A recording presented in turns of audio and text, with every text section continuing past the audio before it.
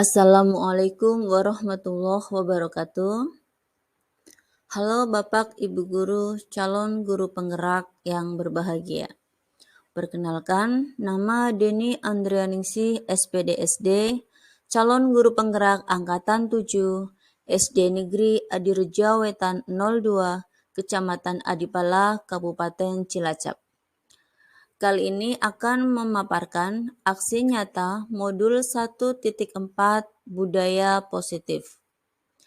Adapun fasilitator beliau Bapak Ahmad Tohari MPD dan pengajar praktek beliau Bapak Sigit Kindarto SPD MPD. Diseminasi modul 1.4 Budaya Positif. Aksi nyata modul 1.4 mempunyai latar belakang, yaitu budaya positif adalah nilai-nilai, keyakinan, dan kebiasaan yang berpihak pada murid, agar murid dapat berkembang menjadi mandiri, berpikir kritis, dan bertanggung jawab. Salah satu unsur utama dari budaya positif adalah disiplin positif yang berhubungan erat dengan tercapainya tujuan pendidikan sesuai dengan filosofi Ki Hajar Dewantara. Dalam prakteknya, di kelas yang saya ampu, terjadi penurunan akan budaya positif dan nilai-nilai kebajikan. Selain itu, murid tidak suka adanya peraturan, karena selama ini jika mereka melakukan pelanggaran, mereka akan mendapat hukuman dan menjadi rendah diri. Oleh karena itu, saya berupaya untuk melakukan aksi nyata dengan judul Keyakinan Kelas untuk Membangun Budaya Positif. Tujuan yang ingin saya capai adalah yang pertama, terwujudnya murid yang berkarakter kuat, yaitu profil pelajar Pancasila. Yang kedua, menciptakan murid yang merdeka belajar. Ketiga, menumbuhkan budaya positif di sekolah dengan meyakini nilai-nilai kebajikan universal. Adapun tolak ukur keberhasilan, yang pertama, terbentuknya keyakinan kelas melalui kesepakatan guru dan murid. Siswa mampu menerapkan dan menjalankan keyakinan kelas yang telah dibuat sebagai salah satu dari budaya positif. Dukungan dari kegiatan ini yang pertama, dukungan dari kepala sekolah, guru atau rekan sejawat, dan murid, agar tindakan yang telah dilakukan bisa berjalan secara lancar dan menyeluruh.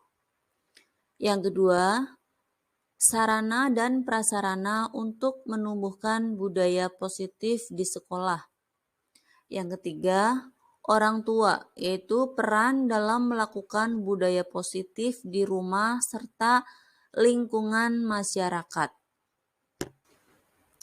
Lini masa yang saya lakukan, yang pertama berkoordinasi dengan kepala sekolah dan guru sejawat terkait dengan penanaman keyakinan kelas.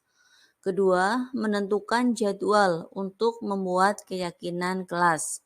Setelah itu, bersama murid membuat keyakinan kelas. Yang keempat, adakan evaluasi dan refleksi.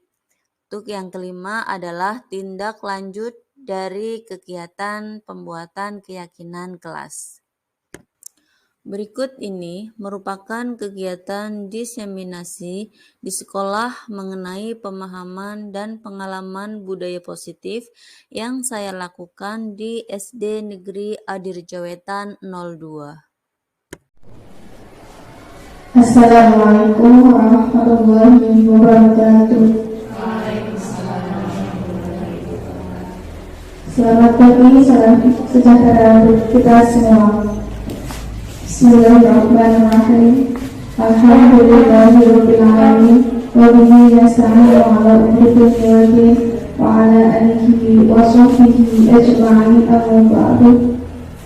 Yang terhormat Kepala Sekolah Dasar Negeri Adi Jawa Tengah 2, serta Bapak Ibu Guru dan staf karyawan SD Negeri Adi Jawa Tengah 2. Pertama-tama marilah kita panjatkan puji syukur kehadirat Allah Subhanahu wa Ta'ala yang telah memberikan nikmat kesehatan, keberkahan sehingga kita dapat berkumpul dalam acara aksi nyata maupun 1.4 budaya positif yang akan disampaikan oleh beliau Ibu Dini Andrianisi SPDSD sebagai calon guru penggerak angkatan ke-7. Salawat dan salam marilah kita sanjungkan kepada junjungan kita Nabi besar Nabi Abu Muhammad Sallallahu Alaihi Wasallam yang kita nantikan syafaatnya di yaumil akhir. Amin Allahumma amin. Izinkanlah saya selaku pembawa acara akan membacakan susunan acara pada pagi hari ini. Adapun yang pertama pembukaan, yang kedua menyanyikan lagu Indonesia Raya, yang ketiga acara inti pembahasan forum 1.4 budaya positif, yang keempat tanya jawab dan tanggapan positif, yang kelima penutup. Marilah kita buka acara pada pagi hari ini dengan bacaan basmalah bersama-sama. Bismillahirrahmanirrahim. Acara yang kedua menyanyikan lagu Indonesia Raya. Hari ini dimohon berdiri. Kepada petugas dipersilahkan.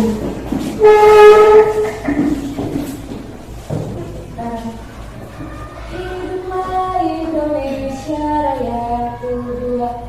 Indonesia tanah airku, tanah tumpah darah. Di sanalah aku berdiri, jadi pandu Indonesia kebangsaanku, bangsa dan tanah airku. Marilah kita berseru, Indonesia bersatu. Hiduplah tanahku, hiduplah negeriku, bangsaku, rakyatku semuanya. Bangunlah jiwanya, bangunlah badannya untuk Indonesia Raya. Indonesia Raya, merdeka, merdeka, tanahku, negeriku yang ku cinta. Indonesia Raya, merdeka, merdeka, hiduplah Indonesia Raya. Indonesia Raya, merdeka, merdeka, tanahku, negeriku yang ku cinta. Indonesia Raya, merdeka, merdeka, hiduplah Indonesia Raya. Hari ini menyambut kembali acara selanjutnya, yaitu pembahasan aksi nyata maupun 1.4 budaya positif yang akan disampaikan oleh Bu Dini Andrianisi SPDSD. Kami persilahkan.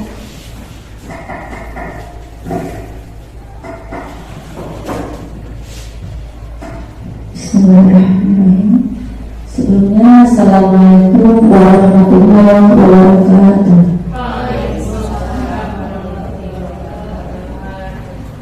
Yang kami hormati Bapak Ibu Guru SD Negeri Adi Jawa Tengah 2, yang kami hormati tenaga kependidikan SD Negeri Adi Jawa Tengah 2. Yang pertama dan utama, marilah senantiasa kita selalu memanjatkan rasa syukur kita kehadirat Allah yang Maha Esa, karena berkat nikmatnya kita bisa berkumpul di ruangan ini dalam rangka diseminasi pemahaman dan pengalaman keyakinan kelas dalam membangun budaya positif dalam keadaan sehat dan insya Allah bahagia. Bahagia ini Bapak Ibu? Alhamdulillah. Yang kedua, serta salam semoga senantiasa tercurahkan kepada junjungan kita Nabi Agung Muhammad Sallallahu Alaihi Wasallam. Semoga kita tergolong umatnya. Amin.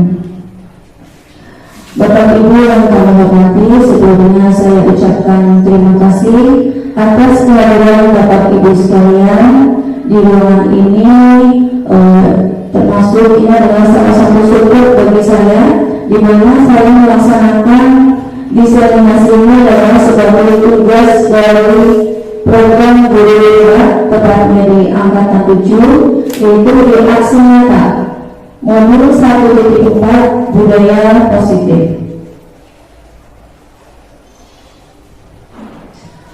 Saya ucapkan selamat datang Bapak Ibu Guru Hebat.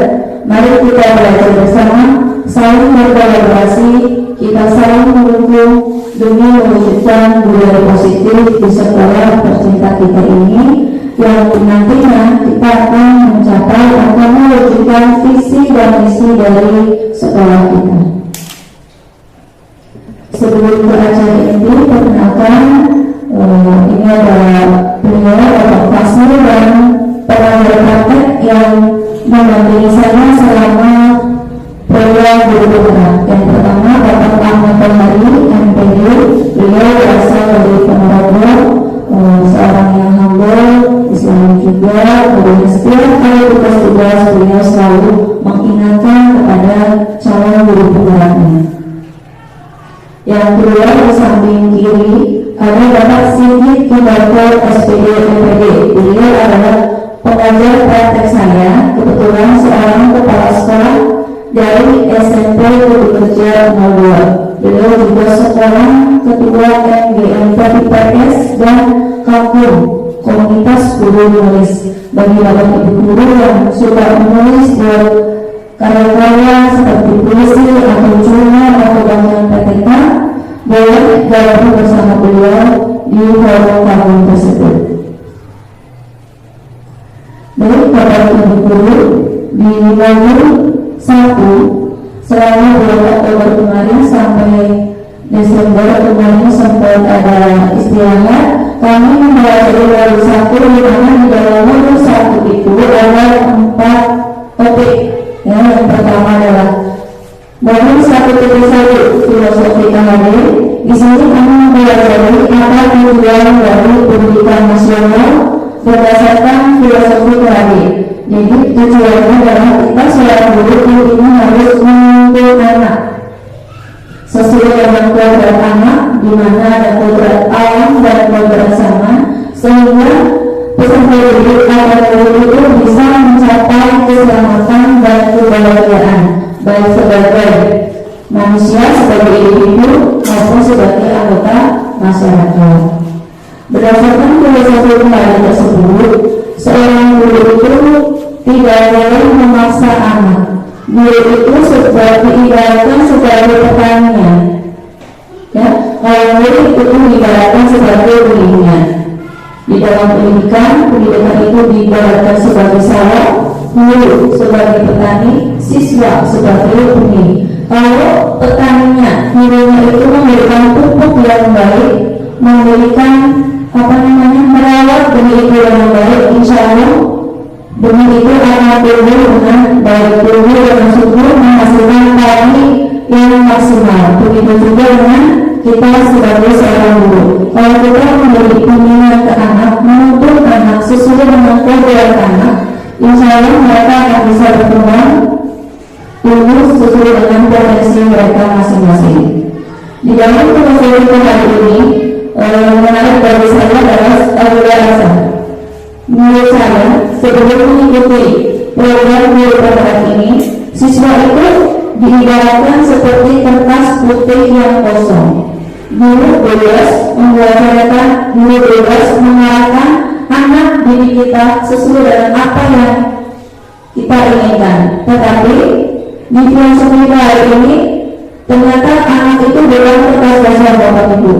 Jadi mereka adalah yang sudah mempunyai kodrat dari mereka lain, yaitu masih berupa sama-sama. Potensi mereka itu sudah ada dari mereka lain, tapi masih berupa sama-sama.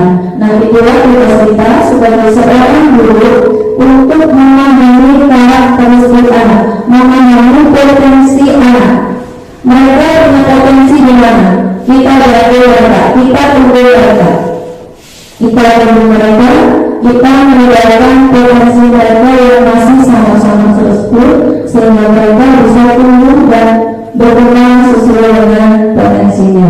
Tanpa kita harus menuntut, kita harus memaksa, tapi kita sebagai tamu menuntut mereka. Selanjutnya di Wahyu 1:2. Di sini saya mempelajari ada beberapa hal kaitannya dengan uang dan peran guru penggerak. Untuk mulai guru penggerak, yang pertama adalah berpihak pada murid. Jadi seorang guru di dalam suatu pembelajaran itu harus berpihak pada murid.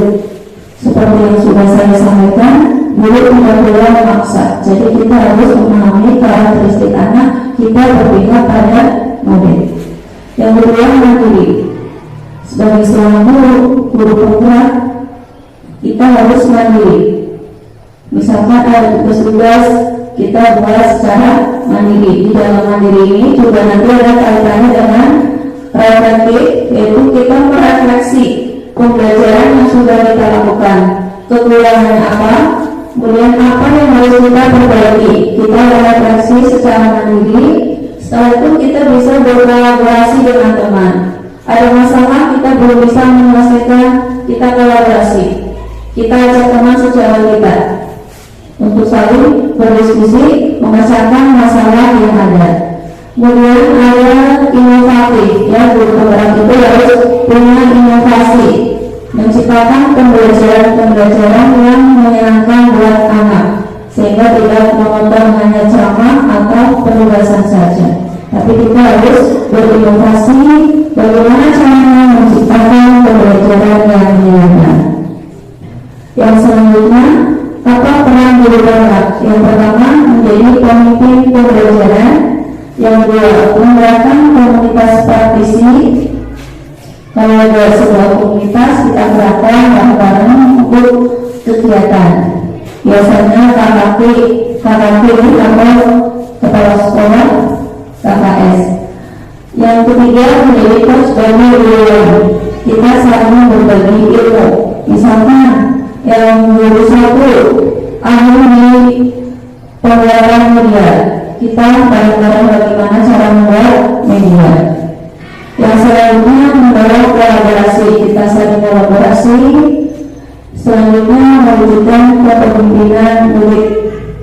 Di sini contohnya, kalau kita sedang kegiatan mau upacara, kita melatih anak untuk menjadi seorang pemimpin upacara.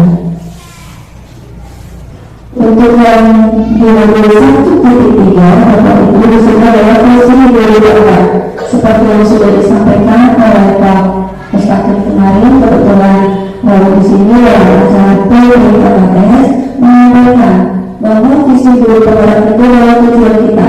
Itu sama dengan apa yang saya dapat selama pendidikan guru penggerak. Jadi seorang guru harus memiliki visi. Kita berada ke sekolah, pasti kita punya tujuan.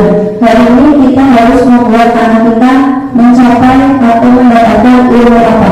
Kemudian selanjutnya mau seperti apa anak didik kita, tanpa kita melepas yang namanya tadi karakteristik anak, potensi anak, kita memilih.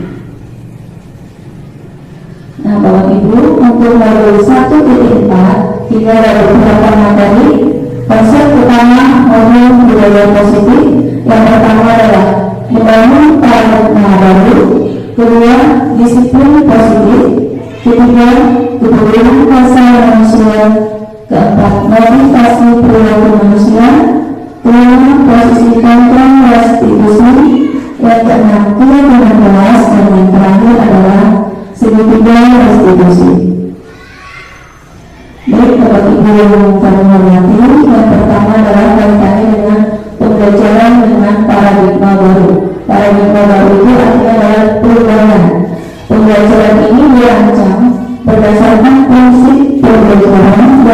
berorganisasi sehingga setiap siswa belajar sesuai dengan kebutuhan dari masing-masing peserta didik tentunya dari tahap perkembangannya untuk mewujudkan profil pelajar Pancasila sesuai dengan tujuan mereka.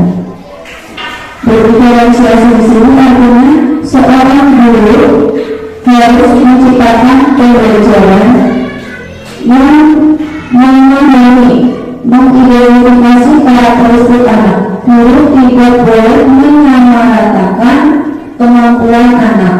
Jadi guru harus memahami perbedaan-perbedaan dari anak sehingga kita bisa menciptakan pembelajaran yang berdifferensiasi. Sehingga peserta didik kita bisa menggali semua potensinya. Tidak hanya si A pinternya gambar, bapak ibu cuma harus gambar. Padahal ada anak didik kita yang suka menyanyi. Jadi kita buat suatu pembelajaran di mana pembelajaran itu bisa menampung semua potensi dari anak. Selanjutnya di sini dalam disiplin positif. Dalam budaya kita, disiplin dimaknai dengan memberi sesuatu yang dilakukan seseorang kepada orang lain supaya mereka patuh ya, mendapatkan kepatuhan. Dari disiplin ini cenderung menghubungkan dengan ketidaknyamanan. Artinya ketidaknyamanan di sini adalah bagi mereka peserta didik kita yang belum disiplin. Kalau kita disiplinkan karena belum terbiasa, mulai menjadi suatu keyakinan pada mereka untuk melaksanakan disiplin itu pasti merasa tidak nyaman. Banyak kata-kata lah, berangkat tepat waktu lah jauh, berangkat tepat waktu atau mungkin sudah sarapan belum buru, kenapa ya belum datang dan lain sebagainya. Dan dari di sini disiplin itu cenderung tidak nyaman bagi mereka yang belum terbiasa. Tapi kalau sudah terbiasa, misalnya disiplin itu nyaman, ya. Disiplin yang selanjutnya kita sudah dididik, di mana tujuan kita sebagai seorang guru adalah menciptakan peserta didik yang memiliki disiplin diri sehingga mereka bisa berperilaku mengacu dengan nilai-nilai kebajikan universal dan motivasi intrinsik bukan ekstrisik. Kebajikan universal itu adalah nilai kebaikan. Disiplin positif merupakan salah satu cara untuk menerapkan disiplin positif untuk memberdayakan anak melakukan sesuatu tanpa kita memberikan hadiah, tanpa kita mengajar mereka, ya. Tapi mereka bisa melakukan disiplin dengan keyakinannya mereka. Nah, Bapak Ibu, untuk disiplin positif itu, disiplin itu kan lagi untuk melakukan sesuatu. Nah, untuk melakukan sesuatu pasti punya tujuan. Tujuan itu adalah untuk mencapai kebutuhan dasar manusia. Berdasarkan Dr. William Glasser dalam teorinya individual theory, di sini menyebutkan ada lima kebutuhan dasar manusia. Yang pertama adalah kebutuhan dasar bertahan hidup, kebutuhan dasar fisik. Kita hidup pasti butuh makan, butuh minum, butuh tempat tinggal, sandang, pangan, dan papan. Bertahan hidup. Yang kedua adalah cinta dan kasih sayang. Kita sebagai seorang manusia pasti membutuhkan rasa cinta dari keluarga, dari teman, dari lingkungan sekitar kita, dan kasih sayang. Tanpa dengan rasa kasih sayang, kemungkinan besar di masyarakat tidak akan hidup tenang. Yang ada hanya kerusuhan, hidupnya tidak tenang. Yang selanjutnya kebutuhan dasar yang ketiga adalah penguasaan. Di mana di sini seorang siswa atau manusia itu memiliki keinginan menjadi seorang penguasa, sukanya mengatur. Itu adalah kebutuhan dasar penguasaan. Yang keempat, kebutuhan ini dibagi dalam tiga, di mana motivasi ekstrinsi itu yang pertama adalah menghindari ketidaknyamanan atau hubungan. Di sini murid melakukan disiplin diri karena murid takut dihukum. Ya, mereka mau melakukan apa yang diberikan guru, tugas dari gurunya, tapi karena mereka takut kalau tidak mengerjakan pasti akan dihukum. Itu adalah termasuk motivasi ekstrinsik dari guru yang dalam diri anak tersebut.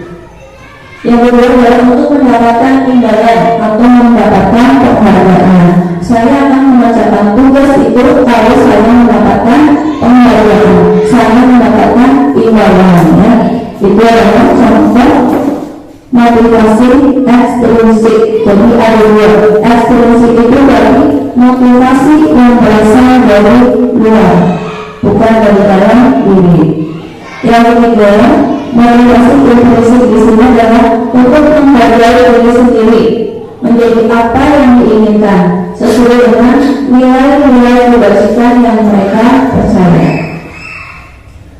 Nilai-nilai kebajikan itu adalah nilai-nilai kebaikan, nilai-nilai positif yang ada pada setiap manusia, setiap individu. Menghargai nilai kebajikan yang ada. Kalau kita beri tugas, mereka harus punya rasa tanggung jawab, tepat waktu dalam mengumpulkan tugas, tanggung jawab dalam pekerjaan, kemudian percaya diri. Kapan misalkan anak maju ke depan, kita latih mereka untuk percaya diri. Selanjutnya rajin belajar dan pantang menyerah. Selanjutnya nilai kebajikan ada bersyukur, kejujuran, keadilan, kesabaran. Kemudian kasih sayang, peduli, sopan santun, lurus hati, komitmen, berprinsip, dan integritas. Jadi ini adalah beberapa contoh dari nilai-nilai kebajikan yang sebenarnya ada di dalam diri manusia, cuma mereka terkadang selalu mungkin karena pengaruh-pengaruh dari luar, mereka menghilangkan sifat-sifat baik mereka. Mereka lebih suka atau kadang malah mengikuti apa yang tidak benar. Itu adalah tugas kita sebagai seorang guru untuk mengarahkan anak didik kita, memunculkan nilai-nilai kebajikan tersebut sehingga mereka menuju ke arah yang baik. Nah, nilai-nilai kebajikan tersebut itu disyaratkan atau untuk mencapai apa yang sudah menjadi tujuan kurikulum Merdeka, yaitu profil pelajar Pancasila. Ada 6 dimensi dari profil pelajar Pancasila. Yang pertama, beriman dan bertakwa kepada Tuhan Yang Maha Esa, kebinekaan global, gotong royong, kreatif, bernalar kritis, dan mandiri. Keenam dimensi ini memiliki sub dimensi, di mana yang sebagai yang di kurikulum Merdeka di kelas 1 dan kelas 4, sementara baru kelas 1 dan kelas 4 insya Allah untuk kedepannya akan menambah, yaitu dari kelas 2, kemudian kelas 5 dan sampai kelas 6. Itu ada sebuah proyek penguatan profil pelajar Pancasila. Bapak Ibu sudah hafal dari profil pelajar Pancasila? Sudah tahu lagunya? Bareng-bareng deh. Ya, yuk bareng. 1, 2, 3. Belajar Pancasila, Beriman dan bertakwa pada Tuhan Yang Esa, dan berakhlak mulia, berkebinekaan global, gotong royong mandiri, kreatif dan bernalar kritis. Gerakannya paham? Gerakannya bagaimana? Ya, bareng-bareng ya. Belajar Pancasila, beriman dan bertakwa pada Tuhan Yang Esa, dan berakhlak mulia, Berkebinekaan global, gotong royong mandiri, kreatif dan bernalar kritis. ya luar biasa. Tepuk tangan buat kita semua. Itu adalah profil pelajar Pancasila. Ya, selanjutnya di sini kalau ada adalah misi disiplin positif. Di sini kita akan belajar tentang konsep dari disiplin positif. Itu ada dua, identitas gagal dan nanti ada identitas yang sukses. Apa saja yang termasuk identitas gagal? Yang pertama adalah hukuman. Biasanya hukuman itu karena anak melanggar peraturan, melanggar keyakinan kita sebagai seorang guru, ada yang langsung memberi hukuman. Nah, hukuman ini sifatnya suatu kepada mereka, tapi ternyata itu tidak baik, termasuk identitas gagal. Mungkin karena penghargaan itu identitas gagal, maka sejak kurikulum 2013 di rapot itu sudah tidak ada framing-an, ya. Di rapot sudah muncul, tidak ada atau tidak muncul lagi yang namanya framing-an. Itu hanya nilai-nilai pengetahuan dan nilai keterampilan saja. Nah, itu sifatnya itu tidak efektif. Kemudian merusak hubungan, sifat iri. Kok dia saja sih yang dapat hadiah? Walaupun anak itu merasa dirinya, ya saya memang tidak bisa, tapi pasti akan muncul rasa iri. Maupun dengan ranking tadi sudah, kemudian merampas hak menghargai dirinya sendiri. Saya juara, misalkan juara 1 hari, saya merasa bangga dengan kemampuan saya. Tapi dari orang tua atau dari pihak lain memberikan hadiah, jadi rasa bangganya itu berkurang. Itu artinya merampas hak menghargai dirinya sendiri. Nah, ini Bapak Ibu yang identitas sukses ada dua. Yang pertama adalah konsekuensi dan yang kedua restitusi. Konsekuensi itu apa? Konsekuensi itu adalah kalau kita melakukan sesuatu, kita tanggung jawab dengan apa yang sudah kita lakukan. Penguatannya jangka pendek, kemudian perlu monitoring dan adanya stimulus respon. Konsekuensi stimulus respon artinya misalkan di kelas anak lagi minum, kemudian ada yang menyinggung lupa, itu adalah stimulus. Responnya apa? Kenapa kamu menyinggung? Apa yang harus kamu lakukan?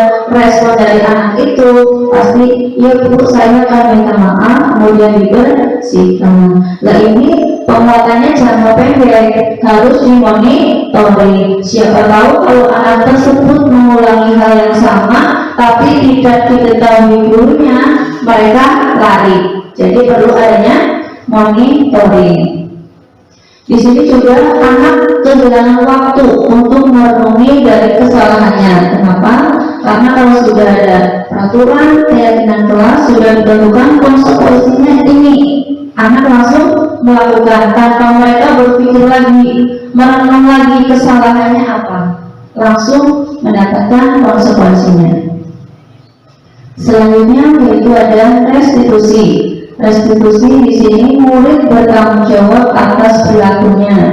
Kemudian fokus pada pemecahan masalah jangka panjang. Murid menghormati dirinya dan orang lain. Teori kontrol atau yang memegang kontrol adalah dirinya sendiri. Jadi kita tidak bisa memegang kontrol orang lain, tapi yang bisa memegang kontrol kita adalah diri sendiri. Contohnya Bapak Ibu, coba Bapak Ibu kepal lengannya. Nah, kepala nanya, kemudian jika di tangan Bapak Ibu itu adalah sesuatu barang yang sangat berharga, kemudian ada orang yang ingin mengambilnya, apa yang Bapak Ibu lakukan? Apakah akan tetap mengepal dengan erat atau membuka kepalanya? Ya, pasti akan tetap mengepal. Orang tersebut tidak bisa membuka kepala tangan kita, tidak bisa mengontrol kita, tapi yang bisa mengontrol kita, yang bisa membuka kepala tangan kita adalah diri sendiri. Seberapa kuat mereka untuk membuka tangan kita. Tapi kalau tangan kita ngepal dengan sangat kuat, mereka tidak akan bisa membuka. Padahal membuka tangan itu kan tidak butuh tenaga berat, ya. Itu adalah bukti bahwa yang memegang kontrol diri sendiri adalah kita sendiri. Selanjutnya murid bersemangat untuk memperbaiki kesalahan. Di restitusi ini nanti kita akan bahas lebih dalam di materi selanjutnya. Bapak Ibu yang kami hormati, Selanjutnya di sini ada beberapa kasus, satu kasus ya kaitannya dengan untuk membedakan bagaimana kita memberi hukuman, konsekuensi, dan restitusi. Kasusnya adalah murid tidak mengerjakan PR. Dari hukuman, guru itu biasanya menghukum murid seperti hormat bendera selama 10 menit, atau berdiri di depan kelas dengan satu kaki, atau dengan kegiatan lain yang bisa membuat rasa jerah. Di hukuman ini guru senantiasa sering marah-marah dan murid sehingga akhirnya menjadi takut. Untuk konsekuensi, di sini guru memberi kesempatan kepada anak untuk mengerjakan kembali. Belum selesai, boleh diselesaikan nanti di saat jam istirahat. Guru bersikap tegas dan siswa menghormati peraturan yang sudah dibuat. Yang selanjutnya dari restitusi, jika murid tidak mengerjakan PR itu bagaimana? Kalau dari restitusi itu, guru menanyakan keyakinan kelasnya. Keyakinan kelas apa yang sudah kamu langgar? Kenapa kamu tidak mengerjakan PR? Keyakinan kelasnya adalah mengerjakan PR tepat waktu. Guru membantu mencari solusinya. Kenapa kamu tidak mengerjakan PR? Di sini guru terbuka sehingga siswa merasa nyaman. Siswa menjadi menghormati dirinya sendiri dan orang lain. Di restitusi ini kemungkinan besar siswa tidak akan takut karena gurunya itu terbuka dan berusaha untuk mencari solusinya. Selanjutnya adalah ada 5 posisi kontrol kita di restitusi. Yang pertama, ini adalah sebagai seorang penghukum. Jika anak salah, mesti langsung dihukum. Guru marah-marah atau orang tua itu marah-marah sehingga anak menjadi takut. Yang selanjutnya ada membuat rasa bersalah, biasanya dengan kata-kata yang lembut. Kamu kenapa melakukan ini? Ibu kecewa, ibu sedih. Otomatis anak ini akan merasa sangat bersalah karena selalu dipojokkan. Yang ketiga adalah posisi kontrol sebagai teman. Jadi kalau siswa melakukan kesalahan, guru mengajak anak untuk duduk bersama. Kalau sekarang mungkin besti ya, guru menjadi teman kepada muridnya. Selanjutnya sebagai pemantau atau monitoring. Monitor ya, guru memantau. Kalau pernah melakukan kesalahan, kemudian melakukan kesalahan lagi, dipantau apakah anak tersebut, murid tersebut sudah berubah atau belum. Kemudian di sini sebagai manajer, guru itu selalu membantu anak dalam memanage semua kegiatan baik di sekolah maupun masalah-masalah yang mereka hadapi.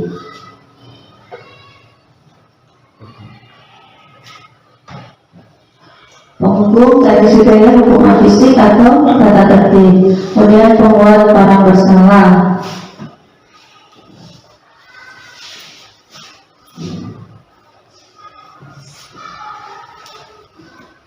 Di sini Bapak Ibu, kalau tadi adalah ada kasus tidak mengerjakan PR, sekarang kasus Reno terlambat sekolah. Dari penjelasan tadi ini ada 5 posisi kontrol, kira-kira Bapak Ibu sudah paham? Sebagai seorang penghukum, misalkan anak salah, gurunya bagaimana? Sebagai seorang teman, sudah paham Bapak Ibu? Ya, kalau sudah, ini ada sebuah kasus anak itu terlambat datang ke sekolah. Jadi silakan Bapak Ibu untuk berdiskusi bersama kelompoknya, nanti dibacakan di depan presentasi, kemudian bisa dilihat di ini.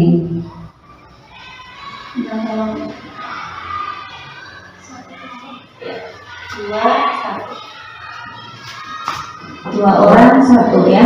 Nanti ada yang posisi kontrolnya sebagai teman, nanti posisi kontrolnya sebagai seorang penghukum, manajer, pemantau. Waktunya 3 menit cukup ya. Ya, nanti silakan perwakilan untuk membacakan hasil diskusinya di depan.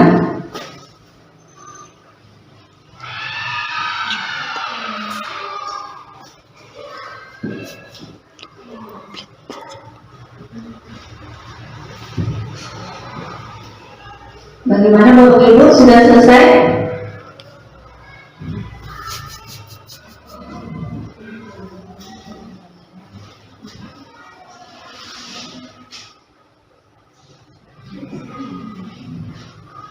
Yang sudah selesai silakan untuk maju di depan dibacakan, kemudian nanti hasilnya dipasang di dinding.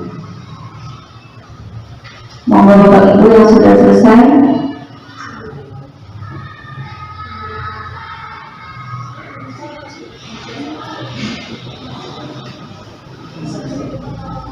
Sudah Ibu?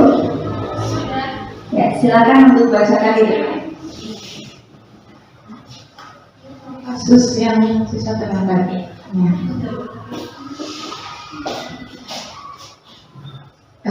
Saya mewakili kelompok saya dengan Bu Ena, saya sendiri Bu Suti ini membacakan posisi kontrol sebagai teman ketika ada siswa yang terlambat datang.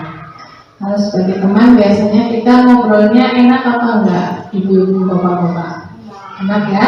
Jadi tadi setelah berdiskusi dengan kelompok, yang disampaikan ke siswa adalah nggak apa-apa gitu ya, tidak apa-apa nah kamu sekarang salah, nanti ke depan tidak diulangi, kemudian menjadi lebih tertib, tidak terlambat lagi, dan membuat guru bangga. Seperti itu Bu. Terima kasih. Ini adalah posisi kontrol sebagai teman, ya, kita terbuka sehingga siswa ataupun kita tidak merasa takut, memposisikan sebagai teman. Tidak apa-apa kalau sekarang salah, besok jangan diulangi lagi. Ya, bagus sekali, berikan aplaus kepada kelompok 1. Ya, selanjutnya kelompok 2, apa yang sudah siap silakan untuk bacakan hasilnya di depan. Kelompok 1 bisa ditempel di depan.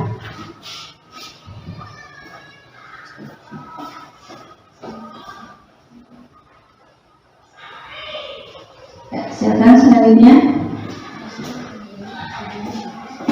Ya.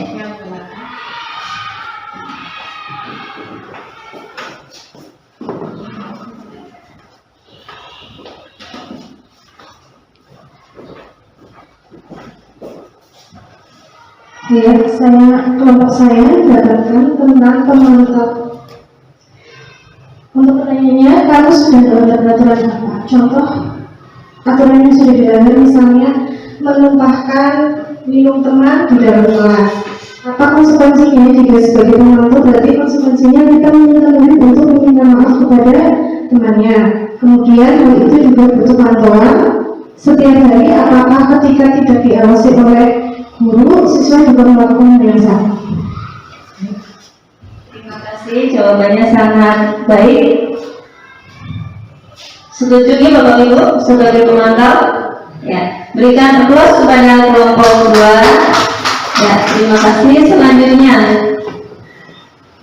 kelompok yang sudah siap, monggo untuk bisa membacakan hasil diskusinya di depan, kemudian bisa ditempel di papan tulis.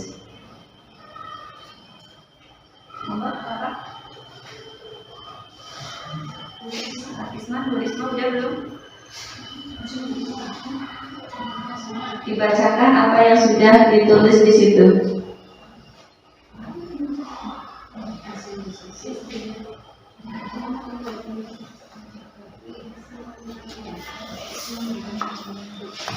Sudah ditulis Bu Risma?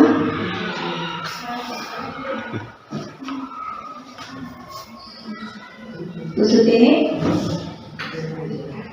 Kalau sudah tinggal dibacakan saja, nggak usah ini. Tinggal baca itu yang sudah ada.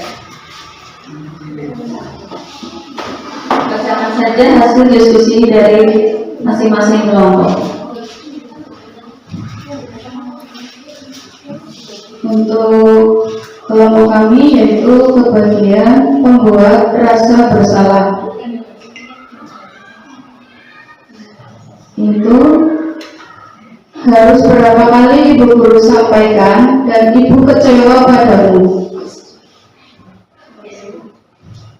Ya, terima terima kasih. Ini adalah posisi kontrol sebagai pembuat rasa bersalah, ya.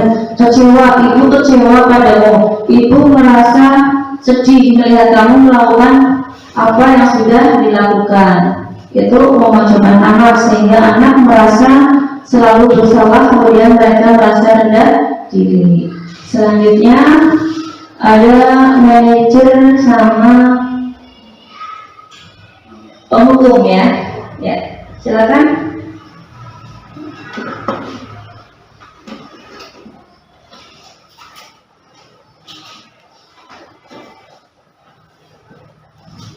Ya, terima kasih. Kalau di kelompok saya di posisi kontrol manajer itu yang ditanyakan apakah kamu tahu apa kesalahanmu, kemudian kira-kira bagaimana kamu memperbaiki kesalahan ini. Terima kasih. Terima kasih kembali. Bagus sekali di manajer ini kita mengontrol, ya. Ya, applause buat kelompok 4.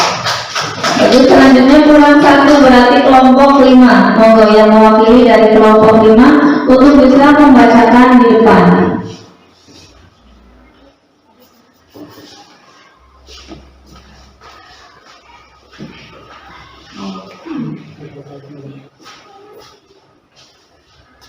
Ini saya mewakili sebagai kelompok 5. Ini sebagai penghukum. Peraturannya ada sekolah itu hukumannya misalkan berdiri di depan kelas atau yang lain. Baik, sangat luar biasa. Tepuk tangan buat kita semua. Ya, jadi ini adalah bagaimana cara kita memposisikan dari kelima posisi kontrol dengan kasus yang sama. Sebagai seorang penghukum biasanya tadi kelompok 5, ya, sebagai seorang penghukum itu langsung mematuhi aturan. Kesalahan ini, hukumannya ini, langsung untuk melakukan hukuman tersebut. Kemudian sebagai pembuat rasa bersalah, guru biasanya bertanya, harus berapa kali ibu guru sampaikan? Ibu sangat kecewa kepada kamu, itu akan menimbulkan rasa bersalah. Kemudian pemantau, teman, dan manajer, ya. Baik, terima kasih Bapak Ibu atas diskusinya. Mudah-mudahan ini bisa membantu kita untuk senantiasa memperbaiki dan menempatkan posisi kontrol kita dalam pembelajaran.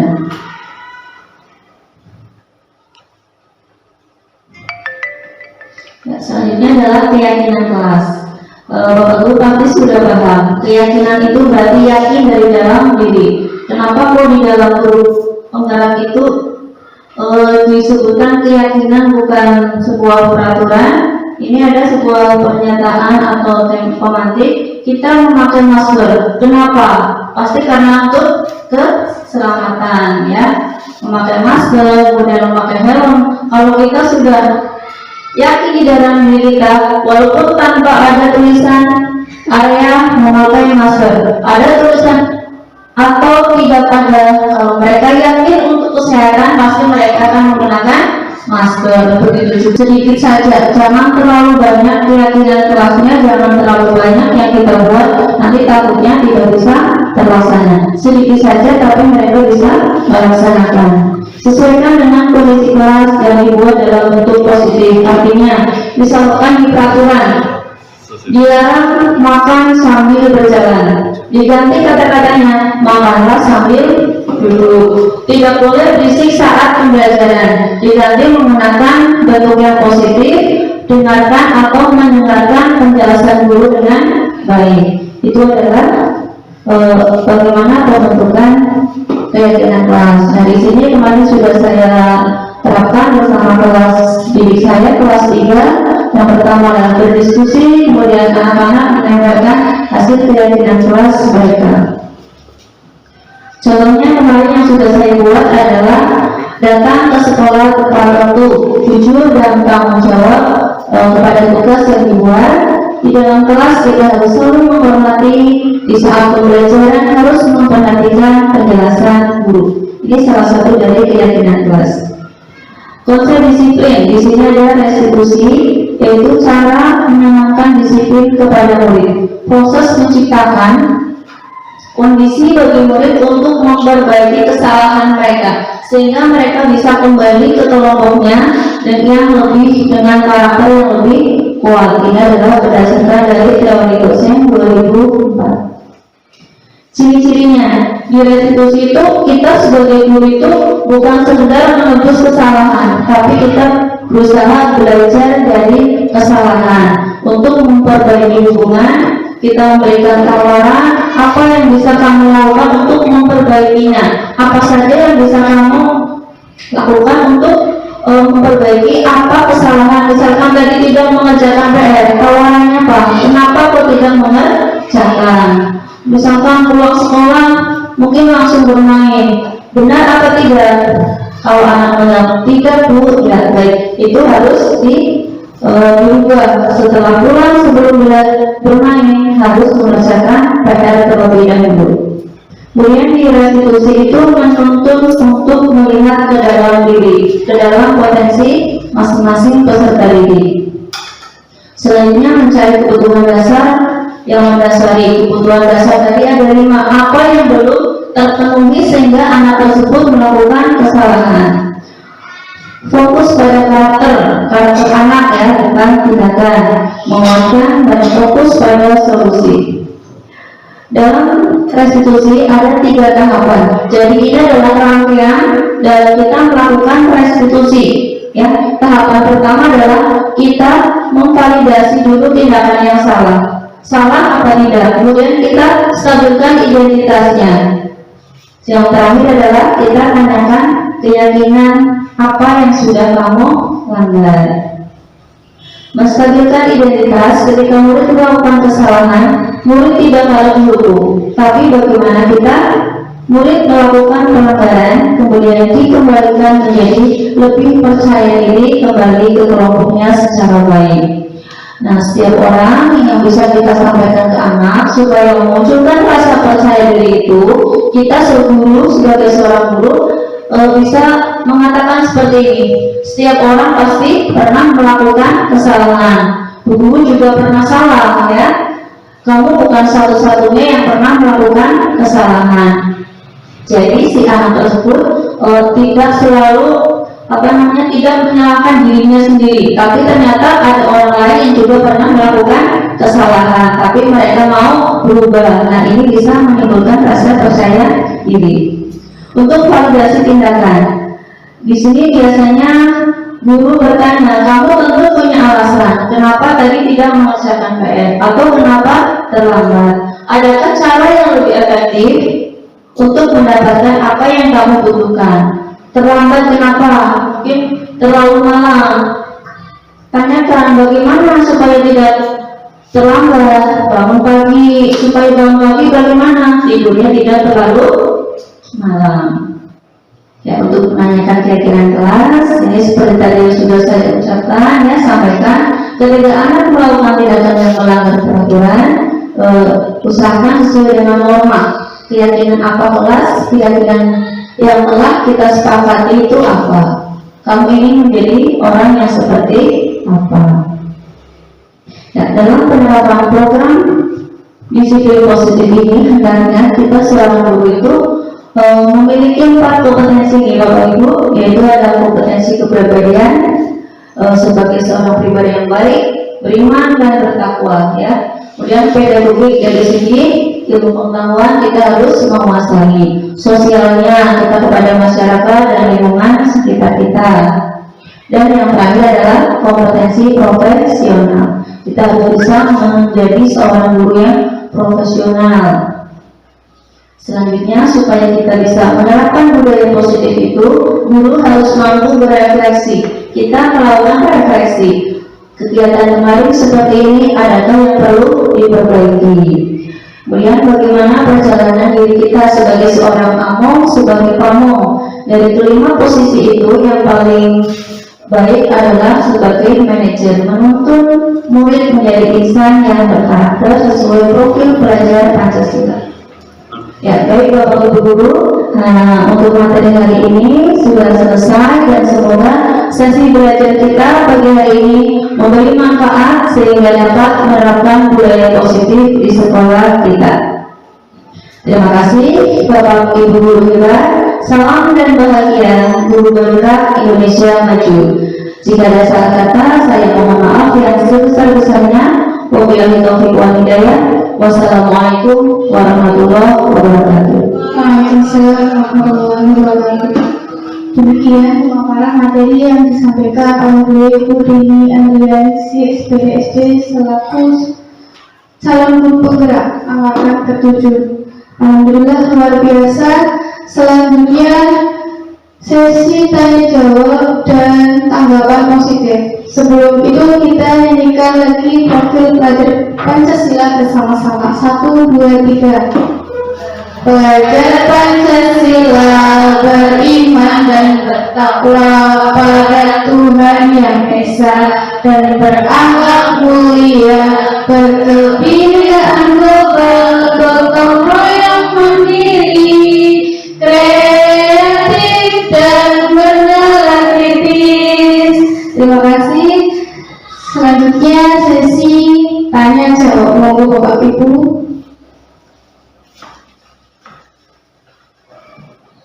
Kepada Pak Mudir, waktu dan tempat dipersilahkan.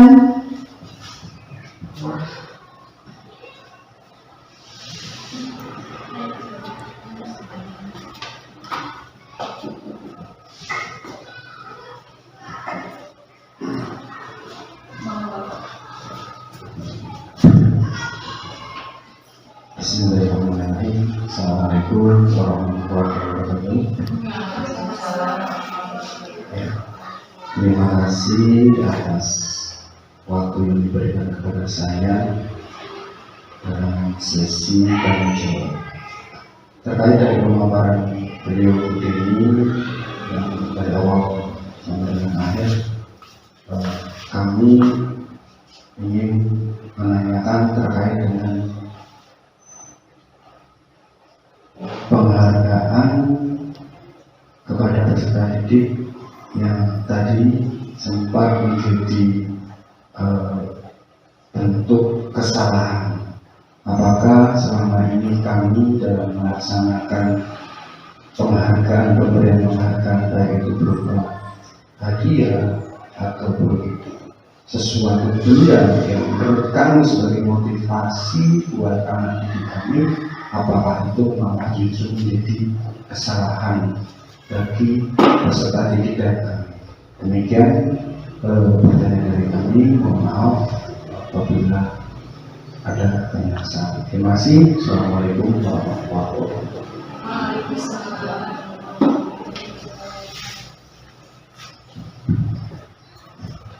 Ya, terima kasih atas pertanyaan Bapak. Pertanyaan yang sangat bagus dan sekali. Penghargaan itu kalau dilihat bagus sih bagus untuk memberikan motivasi kepada anak. Tapi ternyata penghargaan itu termasuk identitas gagal. Di sini identitas gagal yang kenapa? Karena tadi disebutnya kurang efektif, bisa mematikan kreativitas anak, merampas hak anak ketika mereka memiliki kebanggaan atas prestasi yang mereka dapatkan. Ya, di sini penghargaan yang dimaksud itu adalah jika kita memberikan sebuah benda, sebuah iming-iming mendapatkan misalkan hadiah tas atau sepatu, itu akan menjadi sebuah motivasi yang ekstrinsik. Mereka akan melakukan sesuatu jika mendapatkan hadiah. Dan itu termasuk identitas gagal. Untuk penghargaan itu wajib atau harus kita berikan, tetapi berupa yang verbal, ada verbal dan non verbal. Kalau berupa non verbal itu berupa barang, itu biasanya anak akan melakukan sesuatu jika diberi barang. Kalau tidak memberi barang, mereka tidak mau mengerjakan atau tidak mau berkreativitas. Tapi di pembelajaran sebaiknya kita sebagai seorang guru harus memberikan motivasi. Bagaimana cara motivasinya? Kalau penghargaan berupa benda itu tidak bisa, kita berikan motivasi berupa semangat. Kita berikan motivasi verbal.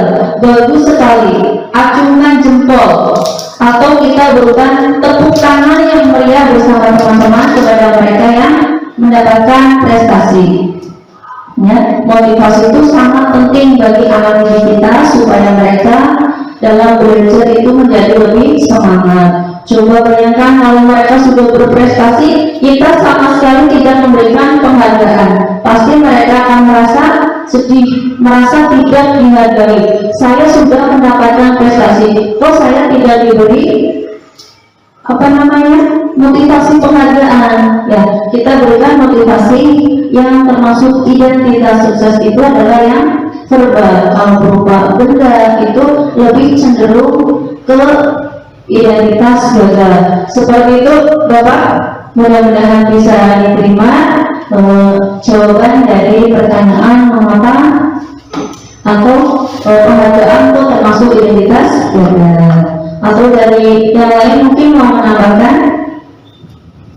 Tidak ada. Baik, sekarang dilanjut untuk yang tanggapan positif. Ya, kepada Musti dipersilahkan. Baik, terima kasih atas waktu yang diberikan. Assalamualaikum warahmatullahi wabarakatuh. Warahmatullahi wabarakatuh. Saya dalam hari ini akan memberikan tanggapan. Insya Allah tanggapannya selama sudah presentasi materi beliau alhamdulillah baik. Kemudian untuk keseluruhan kita berikan close dulu untuk Ibu Deni. Baik, yang pertama adalah dari penyajian materinya ya dengan media PowerPoint yang dimodif dengan Canva. Yang selama ini yang kami tahu mungkin hanya dari PowerPoint yang animasinya yang tersedia di aplikasi PowerPoint itu monoton gitu. Jadi hanya warna, tidak ada animasi gambar yang seperti pada yang Ibu Deni sampaikan. Semoga kita nanti bisa belajar ke depan dan mengaplikasikannya sebagai media pembelajaran di kegiatan belajar sehari-hari. Yang kedua, tanggapan terhadap isi materi yang merupakan hal baru ya Bu ya buat kita. Kalau selama ini kita menghadapi permasalahan anak, terutama saya sendiri pribadi, kalau ada anak yang terlambat masuk kelas ketika pagi awal pelajaran itu biasanya hati kenapa anak ini terlambat lagi, kemudian ke anaknya pasti menanyakan kenapa kamu terlambat lagi gitu ya, seolah-olah kita jadi menyalahkan anak dan membuat anak sudah merasa bersalah. Jadi kita kontrol, kita membuat anak merasa bersalah. Takut betul tapi tidak menjadi perubahan. Jadi hanya takut, merasa bersalah dan diulangi lagi. Kemudian biasanya jujur Ibu kata memang dihukum dengan apa? Ternyata kesepakatan kelas yang kami buat itu bukan keyakinan kelas, tapi kesepakatan ya tadi hukuman. Kalau melakukan kesalahan ini hukumannya akan mengambil teman tiket 1 minggu seperti itu. Setelah belajar dari materi yang Ibu sampaikan, ternyata yang lebih efektif itu kita sebagai kontrol itu ada pemantau, kemudian sebagai teman yang menjadikan siswa kita terbuka. Nah, kamu kenapa terlambat? Gitu ya, nanti anak akan terbuka. Misalkan bangun Bu, nah kenapa baru bangun? Gitu ya, kita memposisikan sebagai teman nanti siswa akan jujur tadi malam tidur jam 1 ditanya cerita, kemudian ketika berdasarkan materi kita buat keyakinan kelas bahwa harus masuk tepat waktu, maka kita sampaikan ke anak, kamu tidak tepat waktu karena seperti itu. Kita sebagai manajer membantu, ketika kontrol sebagai manajer kita membantu, kira-kira biar tidak bangun terlambat lagi atau bangun kesiangan, sekolahnya terlambat, kamu berarti malamnya tidurnya bagaimana, lebih awal seperti itu. Kemudian dengan membuat keyakinan kelas. Kemudian tadi ada validasi ya Bu, validasi kesalahannya tadi sudah. Kemudian kita membuat siswa lebih percaya diri, mengaku kesalahan, dan berjanji tidak mengulangi dengan mengingat kembali keyakinan kelas yang sudah dibuat. Dari materi yang disampaikan, semoga ke depan kita akan bersama-sama, misalkan Ibu Deni baru di kelasnya Ibu Deni membuat keyakinan kelas, saya yang membuat komitmen kelas nanti diperbaiki menjadi keyakinan kelas, bisa digunakan sebagai keyakinan kelas di sekolah kita. SD Negeri ada Jawa Tengah 2. Terima kasih atas waktunya. Assalamualaikum warahmatullahi wabarakatuh. Waalaikumsalam warahmatullahi wabarakatuh. Terima kasih atas sesi tanya jawab dan tanggapan positif dari Bapak Ibu. Alhamdulillah kegiatan hari ini berjalan lancar. Semoga manfaat untuk kita semua, terutama di SD Negeri Jawa Tengah 2 ini. Saya selaku pembawa acara, apabila ada salah kata dari awal hingga akhir, mohon maaf yang sebesar-besarnya. Wabillahi taufiq wal hidayah. Wassalamualaikum warahmatullahi wabarakatuh. Demikian Bapak Ibu video aksi nyata modul 1.4 Budaya Positif. Terima kasih. Guru Bergerak Indonesia Maju. Selalu tergerak, bergerak, dan menggerakkan. Salam dan bahagia.